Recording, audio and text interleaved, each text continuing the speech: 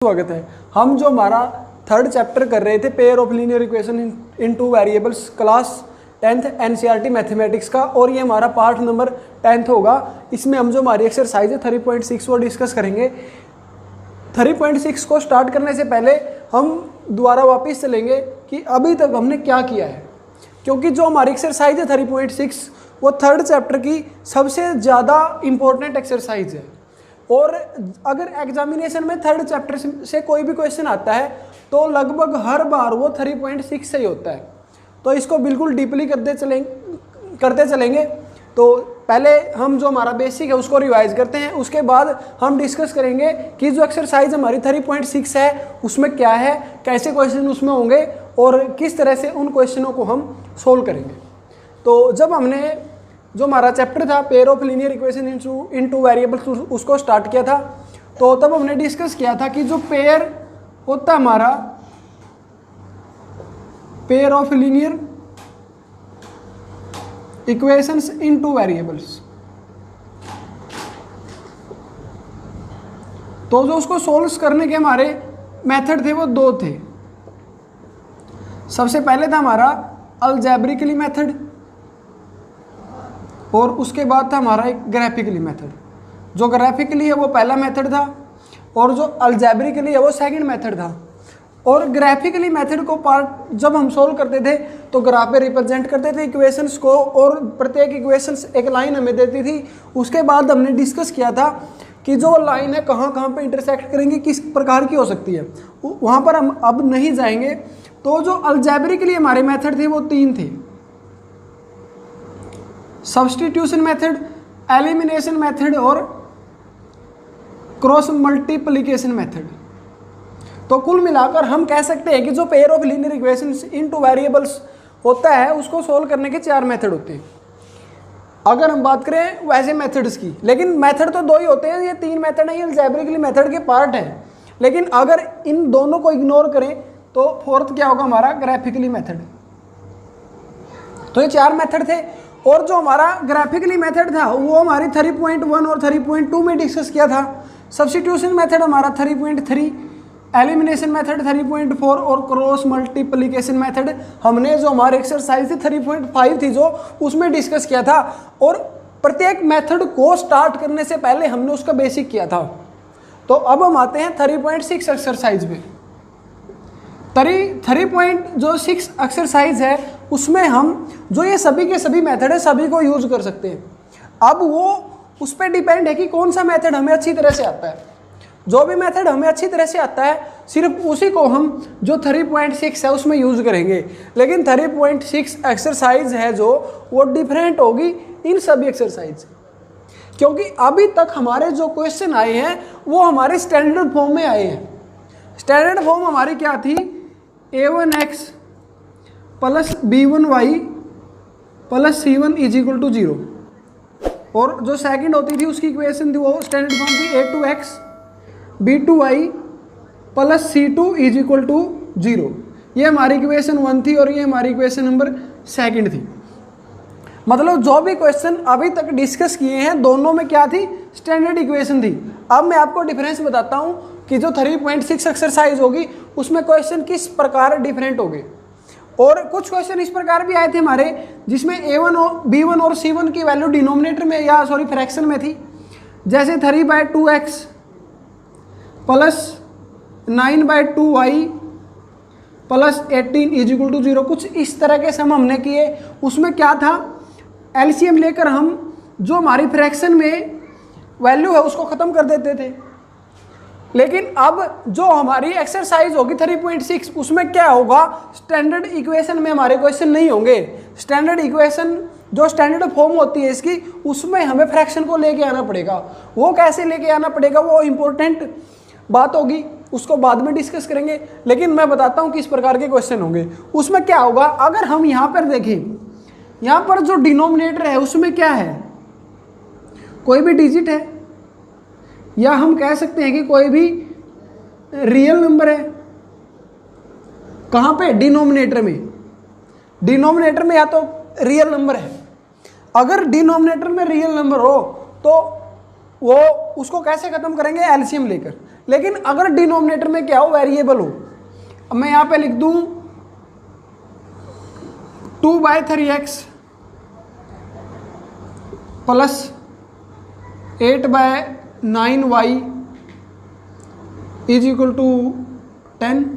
तो अब क्या है, अब डिनोमिनेटर में क्या है, क्या अब डिनोमिनेटर में वेरिएबल्स, अगर डिनोमिनेटर में वेरिएबल हो तो आप क्या समझोगे, आप ये समझोगे कि जो भी क्वेश्चन है वो हमारी कहाँ से है, वो हमारी एक्सरसाइज 3.6 से है। उसको हम कैसे सॉल्व करेंगे वो अब हम डिस्कस करते हैं। तो मेन चीज़ जो थी यहाँ पर हमें सीखने की वो क्या है, अगर क्वेश्चन में डिनोमिनेटर में वेरिएबल ना हो तो आप क्या समझोगे कि इन्हीं, मतलब वो तो हमारे स्टैंडर्ड फॉर्म में ही होगा, उसमें ज़्यादा डीपली जाने की आवश्यकता ही नहीं है। लेकिन अगर डिनोमिनेटर में क्या हो, हमारा वेरिएबल हो या चाहे वो x हो या वो y हो या दोनों हो, तो तब हमारी एक्सरसाइज 3.6 होगी। और इनको करने का एक यूनिक्स जो मेथड होता है उसको हम अभी डिस्कस करते हैं। तब तक के लिए आप अगर आप चाहें तो नोट कर सकते हैं। तो अगर डिनोमिनेटर में वेरिएबल्स हो उसको कैसे ख़त्म करेंगे, उसको ख़त्म करने के लिए जो हमारी एक्सरसाइज है उसको ही हम साथ में ले लेते हैं, क्योंकि जैसे जैसे क्वेश्चन करते जाएंगे वैसे वैसे आपको पता चलता जाएगा कि अगर डिनोमिनेटर में वेरिएबल्स हो तो उनको कैसे ख़त्म करेंगे। क्योंकि अगर मैं एग्जांपल लेकर आपको समझाता जाऊंगा तो इतना ज़्यादा वो समझ में नहीं आएंगे, क्योंकि जब तक हम चीज़ों को प्रैक्टिकली नहीं लेकर आएंगे तब तक वो हमारे माइंड में नहीं जाएंगी।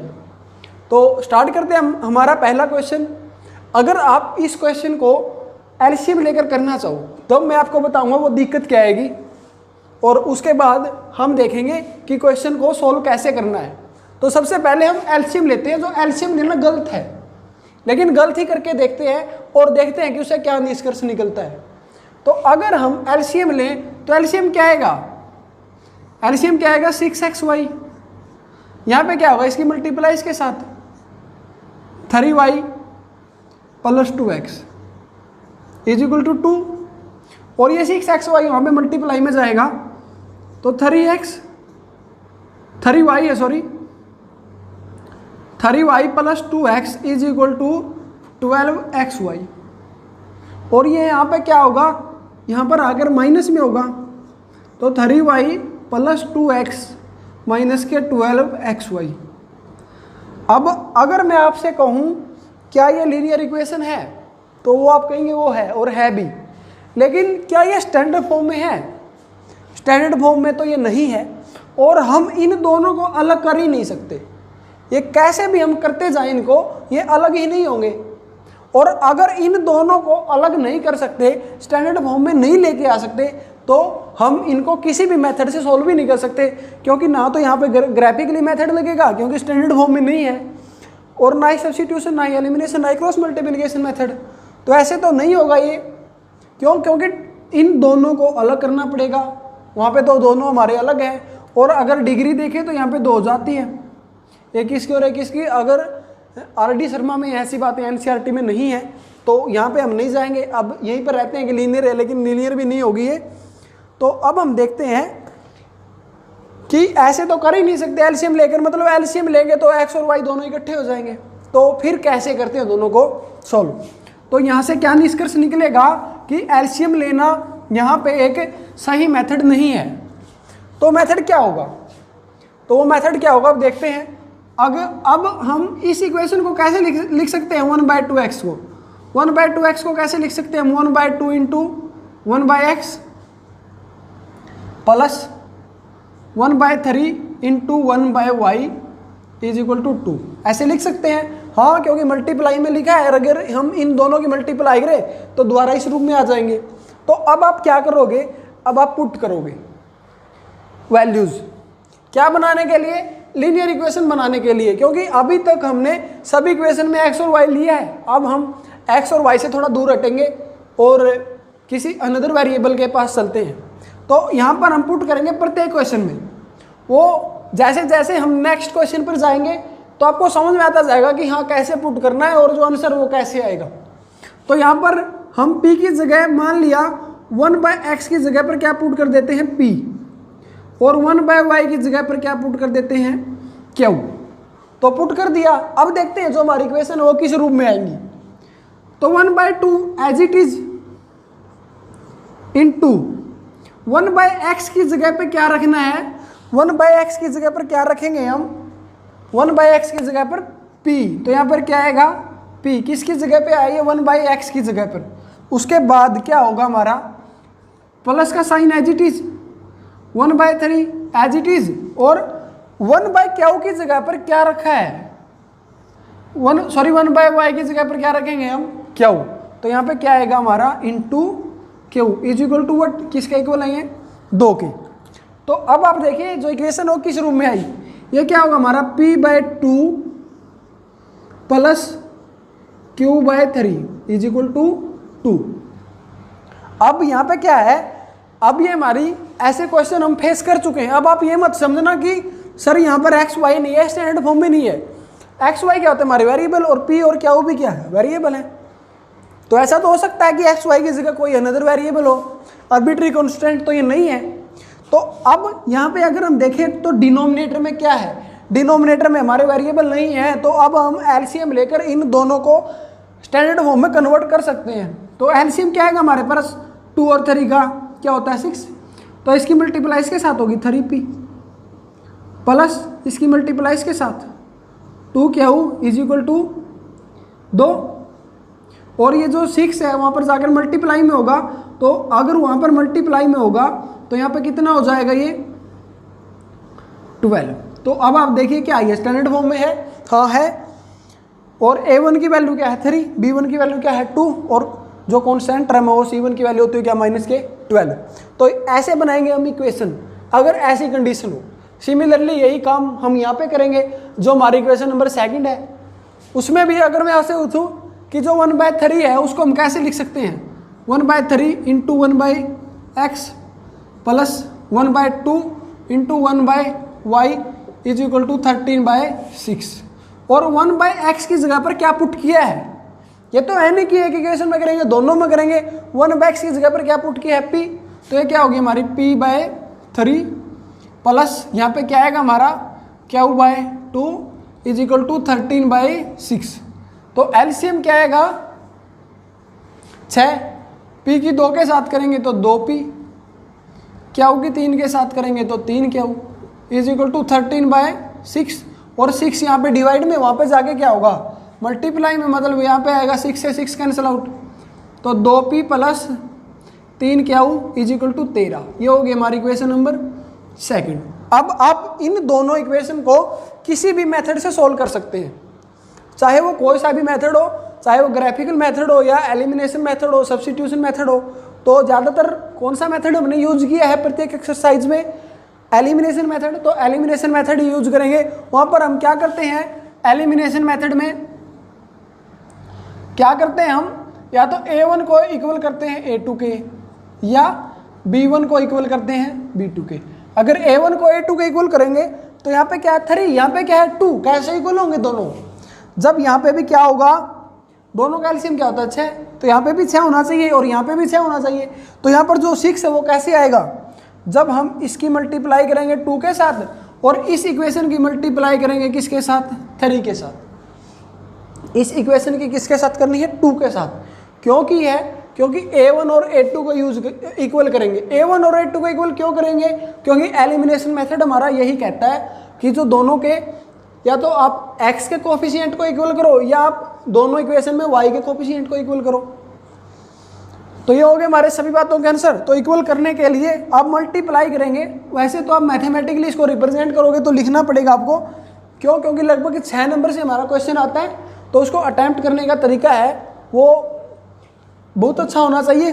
तो पूरी सभी बातों को आपने मेंशन करना है क्वेश्चन में। तो यहाँ पर कैसे लिखोगे कि मल्टीप्लाई इक्वेशन 1/2, जब आप इक्वेशन 1 की 2 के साथ मल्टीप्लाई करोगे तो आप क्या होगा, क्या मिलेगा हमें, यहाँ पे क्या आएगा 6p प्लस यहाँ पे क्या आएगा हमारा 4q इज इक्वल टू 24, और that is our equation number 3rd। After that we have to multiply equation 2/3, तो then we will get 6p plus 9q is equal to 39।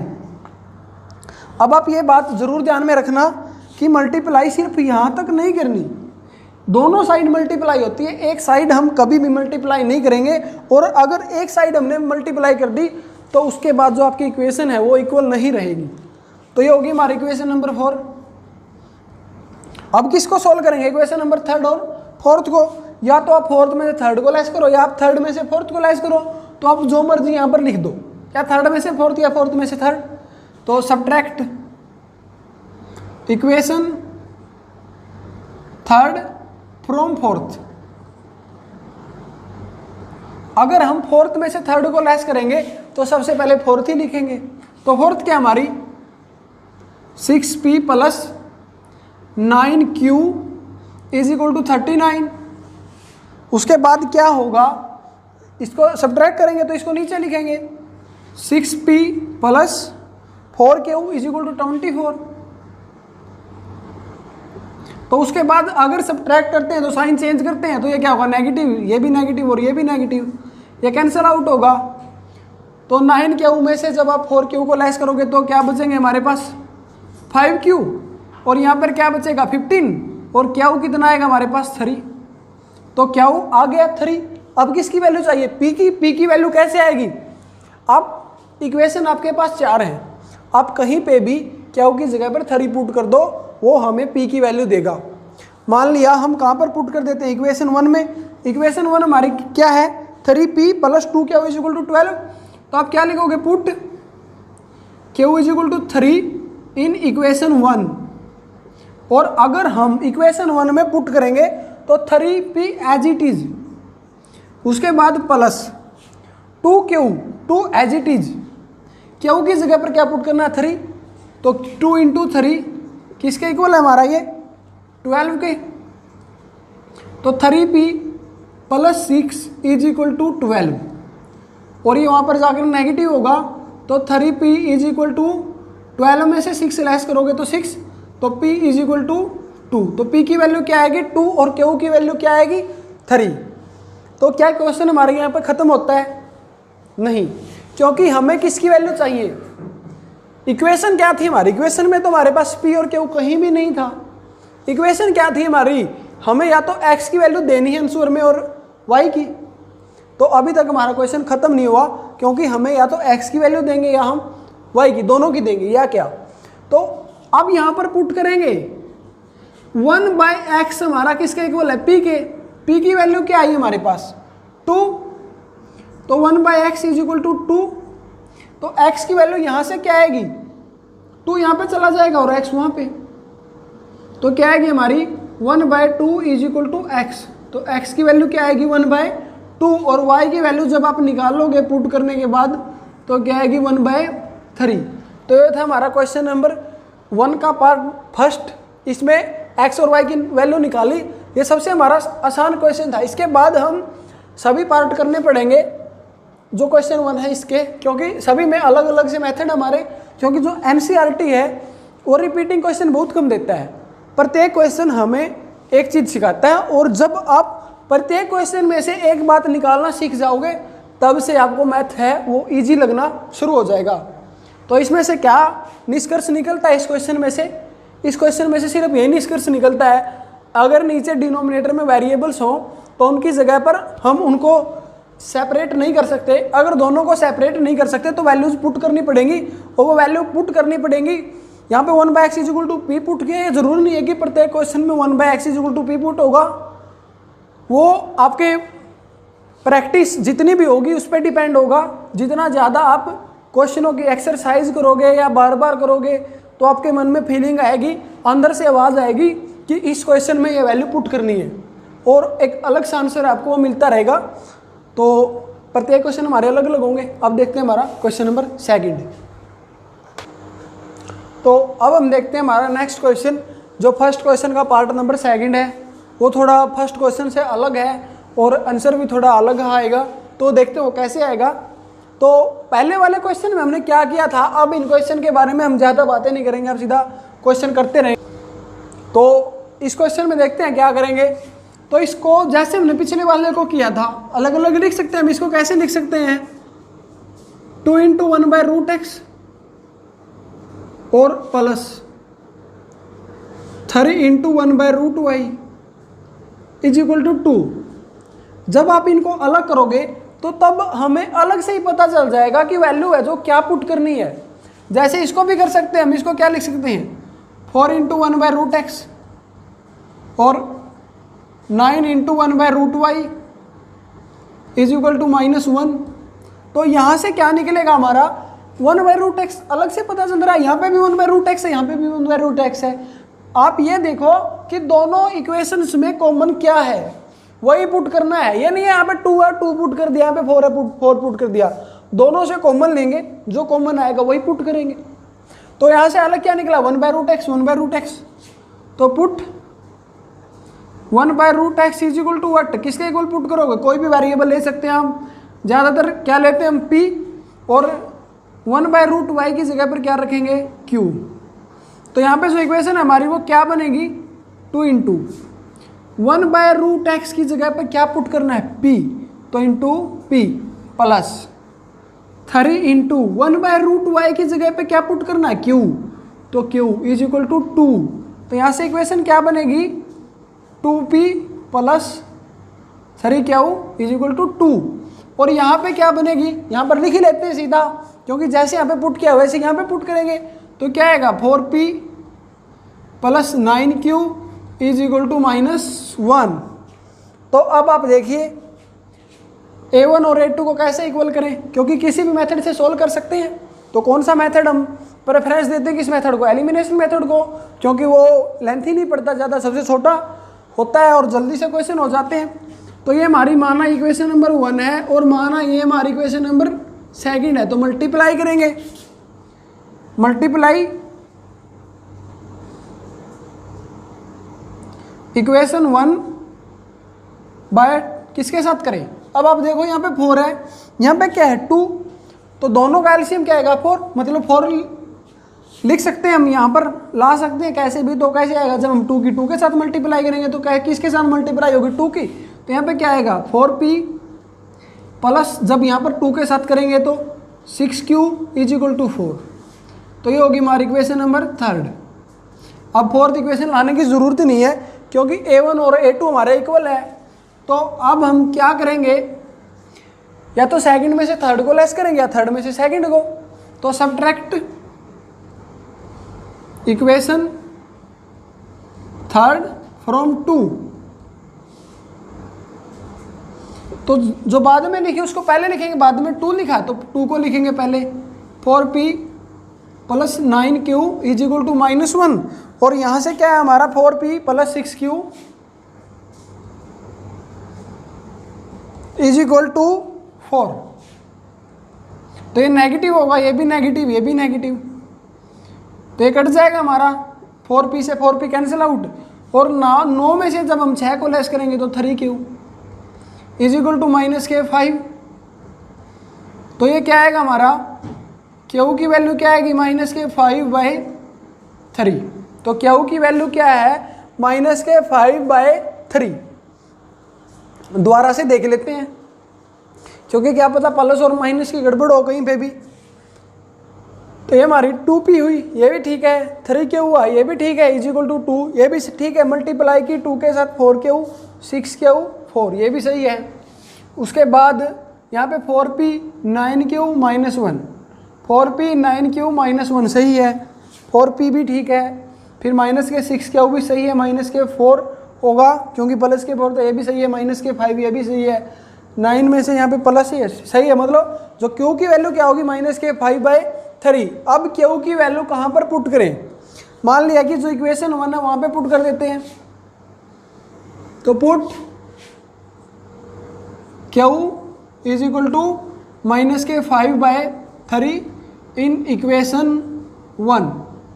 कहाँ पर पुट कर देते हैं हम, इक्वेशन 1 में। तो इक्वेशन 1 क्या हमारी ये है 2p प्लस q की जगह पे क्या हमारा 3, तो 3 एज इट इज q की जगह पर क्या रखेंगे -5/3 इज इक्वल टू क्या था 4, नहीं 2 है हमारी इक्वेशन 1 में, तो 2 आएगा। तो अब क्या होगा 3 से 3 कैंसिल आउट होगा क्योंकि मल्टीप्लाई में है, तो क्या बचेगा 2p 5 वहाँ पर जाकर क्या होगा हमारा पॉजिटिव, तो क्या आएगा 7, तो p की वैल्यू क्या आएगी हमारी 7/2। तो ये p की वैल्यू, ये q की वैल्यू, लेकिन वैल्यू हमें किसकी चाहिए x और y की। तो देखते हैं x की वैल्यू क्या होगी। x हमने क्या पुट किया था कि 1/√x को किसके इक्वल पुट किया था p के, और p की वैल्यू क्या हमारी 7/2। ये तो हमारी यहाँ से √x की वैल्यू आएगी, लेकिन अगर नहीं तो वैल्यू हमें किसकी चाहिए x और y की, सिर्फ x की और सिर्फ y की, ना कि √x और √y की। तो रूट अगर नहीं चाहिए तो कैसे खत्म करेंगे, स्क्वायर लेकर, तो दोनों तरफ क्या करेंगे हम स्क्वायरिंग बोथ साइड। तो यहाँ पे क्या आएगा हमारा 1/x, यहाँ पर स्क्वायर करेंगे 1 का स्क्वायर 1 और x √x का स्क्वायर, रूट से क्या होगा हमारा स्क्वायर रूट है जो कैंसिल होगा, जो स्क्वायर है उससे स्क्वायर रूट कैंसिल हो जाएगा। और अगर दोनों साइड स्क्वायर करना पड़ेगा तो 7 का स्क्वायर क्या होगा हमारा 49/4। तो x की वैल्यू क्या आएगी हमारी, यहाँ पर x को ऊपर लेके जाएंगे रेसिप्रोकल होगा हमारा 4/49, और सिमिलरली जो y है उसकी वैल्यूज आप निकालेंगे। अब देखते हैं हमारा क्वेश्चन नंबर 3। तो ये होगा हमारा x का आंसर जो 4/49 है ये आएगा। लेकिन अगर हम बात करें मैथ की, तो मैथ में आंसर नहीं है। वो क्यों नहीं है मैं आपको बताता हूँ। क्योंकि जब हमने वैल्यूज पुट की, जब इक्वेशन लिखी, तो यहाँ पर जो हमारी है प्लस लिखा हमने, यहाँ पे क्वेश्चन में क्या है माइनस, तो सिर्फ इसी कारण जो हमारा आंसर है मैच नहीं होगा। लेकिन अगर हम यहाँ पर प्लस लेके करें तो हमारा आंसर बिल्कुल सही है। लेकिन जब आप माइनस लोगे तो आपका आंसर भी मैच होगा। लेकिन ऐसा कुछ नहीं होता ऐसा करने से, क्योंकि कई बार मैथ में ज़्यादातर जो मिस्टेक है वो प्लस या माइनस की होती हैं। तो यही हमसे हुई। तो जब आप नेगेटिव लेकर करोगे आपका आंसर है जो बिल्कुल मैच होगा, लेकिन तरीका है, प्रोसेस है वो बिल्कुल सेम होगी। तो आपको क्वेश्चन नहीं समझना है, आपको एक मेथड समझना है। अगर रूट में हो तो उनको कैसे सोल्व करेंगे, सिर्फ जो मेन इंपॉर्टेंट हमारी बात इसमें होगी, जो बाद में जो भी आंसर आएगा उसमें आप स्क्वायर लेकर है जो रूट को ख़त्म करेंगे। तो अब माइनस लेकर क्वेश्चन को करके देखना, अगर कोई भी डाउट आए तो हमसे शेयर करना। तो अब देखते हैं हम हमारा पार्ट नंबर 3। तो अब देखते हैं हमारा पार्ट नंबर 3। इसमें क्या करेंगे, यहाँ पे क्या है, सिर्फ एक ही वेरिएबल डिनोमिनेटर में है। अगर ऐसी कंडीशन हो तो ज़्यादा पजल नहीं होना, क्योंकि अब तक जो हमने पहला क्वेश्चन किया उसमें क्या थे, दोनों वेरिएबल डिनोमिनेटर में थे। सेकंड क्वेश्चन किया उसमें क्या थे, दोनों वेरिएबल स्क्वायर रूट के अंदर थे। थर्ड है उसमें क्या है, सिर्फ एक ही वेरिएबल डिनोमिनेटर में है। अगर ऐसा केस हो तो क्या करना है, सिर्फ एक को ही पुट करना है, दूसरे को आप ऐसे भी रख सकते हैं, और अगर चाहे तो पुट भी कर सकते हैं। वहाँ पर डिपेंड आप कैसे भी करो, पुट करो तो ठीक है, ना पुट करो तब भी ठीक है, सिर्फ एक ही वेरिएबल को पुट कर सकते हो। तो इसमें क्या करेंगे हम, 4 को इस जो पहला इसको क्या लिखेंगे हम 4 × 1/x, और इसको कैसे लिख सकते हैं हम 3 × y = 14। और यहाँ पे क्या होगा हमारा 3 × 1/x - 4 × y = 23।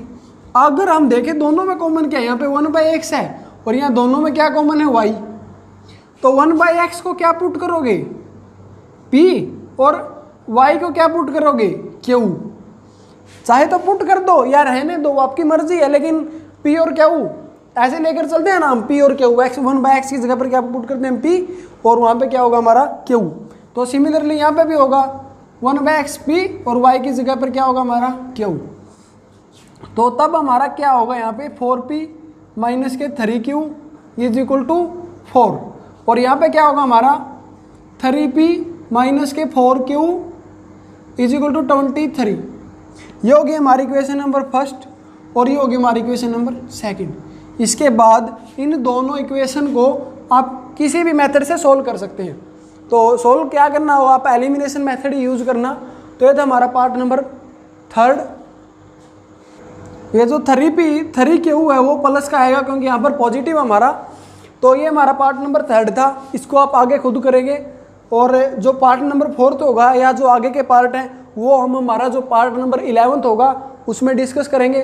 तो आज के लिए इतना ही, जो सिर्फ हम मान सकते हैं कि आज हमने सिर्फ बेसिक किया है 3.6 एक्सरसाइज का, और जो इसके पार्ट हैं और जो सेकंड क्वेश्चन है उसके 3 पार्ट बहुत ज़्यादा इंपॉर्टेंट है सभी के सभी। तो एक को भी स्किप नहीं करेंगे, सभी को करेंगे। तो अगर जितना भी आज किया है, अगर इनमें डाउट है तो हमारे साथ शेयर कीजिएगा कमेंट बॉक्स में। हमें जो भी आपकी प्रॉब्लम हो वो बताइएगा। तो thank you, thanks for watching. अगर चैनल को सब्सक्राइब नहीं किया है तो कीजिएगा। और अगर आपको हमारे वीडियो पसंद आते हैं, वो चाहे इंग्लिश के हो या मैथ के हो या लूसेंट इंग्लिश ग्रामर के हो, तो जो भी आपको लगता है कि ये उस फ्रेंड के लिए उससे रिलेटेड है, तो मेरा कहने का मतलब सिर्फ ये है कि आपके फ्रेंड सर्कल में भी जो वीडियोज़ हमारी उनको शेयर कीजिएगा। तो थैंक यू।